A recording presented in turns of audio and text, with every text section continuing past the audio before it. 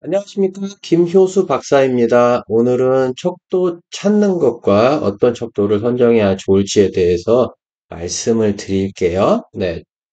척도에 대해서는, 이전 영상들에서도, 간간히 설명을 드렸었는데요. 일단, 남이 만들어 놓은 걸 쓰세요. 제 영상을 보시는 분들 중에, 어, 척도를 만들 수 있는 예를 들면 능력이 있고 예를 들면 그거를 타당화를 예를 들면 할 수 있을 정도면 제 영상을 굳이 보시질 않겠죠. 그래서 기본적으로 남이 만들어 놓은 걸 쓴다라고 생각하시면 되고요. 또 실제 문항이 있어야 되기 때문에 대개 학위 논문에서 찾는 경우가 많아요. 그래도 학술지에도 문항을 주어지는 경우가 있거든요. 네, 그런 거를 쓰시면 된다. 라고 보시면 돼요. 척도집도 적절하게 활용하시면 되는데, 척도집에 보시면, 어, 출처가 있습니다. 반드시. 그러면 그 출처에 들어가셔서, 과연 이 척도가 탄탄한 이론적 기반 위에서 있는 건지, 척도집을 만드신 분들이 좋은 거를 갖고 온 건지 안 갖고 온 건지 확인을 해봐야 되겠죠? 그리고 지도 교수님과 학위 논문 쓰시는 분들 지도 교수님과 상의를 하셔야 될 테고요. 자, 같은 말이 좀 반복되는데요. 유명한 척도를 쓰셔야 돼요. 좋은 척도는 널리 쓰이게 마련이죠. 좋은 차도 많이 팔리게 마련이고, 네. 그래서 좋은 척도를 쓰시면 실패 확률을 줄일 수 있다. 예, 이렇게 보시면 되겠습니다. 또 관련 이론이 존재해야 되겠죠. 예를 들면 계속 말씀드리고 있는 아동학대가 비행에 미치는 영향에서 학교 적응의 매개 효과라고 할 것 같으면 아동학대에 관련해서 아동학대, 예를 들면 측정하는 척도, 예를 들면 비행이라고 해볼게요. 비행을 예를 들면 측정하는 척도가 있다라고 하면 그 비행에 대해서 정의는 뭐고, 비행에는 어떤 종류의 비행이 있고, 하위요인 구조가 있겠죠.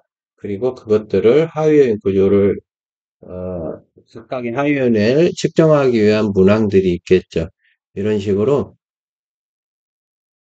그 서론과 이론적 배경에서 이런 내용들을 풀어놨다면 그 내용들을 직접적으로 연구 방법 부분에서 우리가 도입하게 될 척도에서 그 부분들을 측정을 해줘야 되죠. 앞에서는 뭐 3요인에 뭐 어쩌고저쩌고 해놓고 뒤에서는 단일 요인의 세 문항.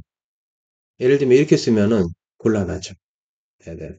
그래서 물론 반드시 예를 들면 이게 매치는 할 수는 없어요. 예, 그런 경우도 있긴 한데 그래도 되도록이면 매치하면 좋겠다. 예, 이렇게 보시면 되겠고요. 네, 여기 써놨죠. 서론 이론집행 연구방법 일관되게 기술하려는 정도가 바람직한 적도이다. 이렇게 보시면 되고요. 타당도가 신뢰도가 존재를 해야 돼요. 누구는 그냥 내 연구를 위해서 특히 뭐 죄송한 말씀이랍니다. 뭐 오해는 하지 마세요. 경영학과나 이런 쪽에서 그냥 뭐 뚝딱뚝딱 만들어서 그냥 내 연구를 위해서 뭐 한 세문학 해갖고 만들어야지 이렇게 해갖고 그냥 쓰는 경우가 있거든요. 좋지가 않습니다.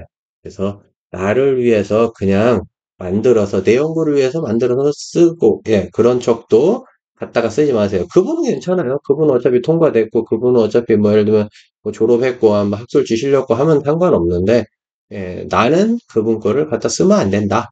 그래서 좋은 척도를 갖다 쓰셔야 된다.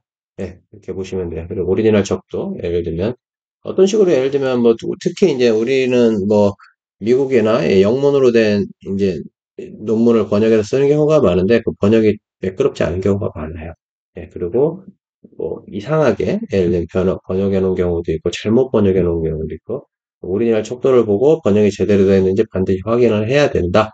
이렇게 하시는 거고, 그 다음에 문항수하고 요인 구조를 좀 봐야 되는데, 말씀드렸듯이 항상 말씀드리듯이 다섯 문항에서 열 문항 사이 다섯 문항 밑에 두 문항 이런 거는 쓰지 마시고요. 세 문항은 어떻게 보면 마지노선입니다. 왜냐하면 우리가 연구를 하면 항상 신뢰도를 보고를 해주셔야 되는데 신뢰도의 기본은 세 문항 이상이에요. 그래도 세 문항이면 좀 적죠. 네, 그래서 한 다섯 문항 정도 제가 보통 최소 다섯 문항 추천드리고요. 어쩔 수 없으면 세 문항 쓸 수도 있죠. SPSS에서 두 문항 넣어도 예를 들면 신뢰도가 나오긴 나옵니다. 두 문항을 이용해서도 그렇지만 원래는 세 문항 이상 해야 된다. 이렇게 보시면 되고요.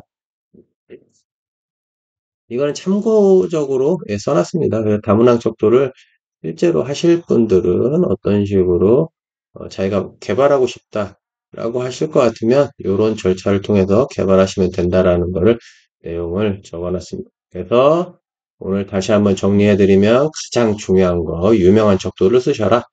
그리고 토론, 이론적 배열, 연구 방법까지 일관되게 기술할 수 있는 척도가 바람직한 척도이다. 이렇게 보시면 될 것 같습니다. 이랑 마치겠습니다. 감사합니다.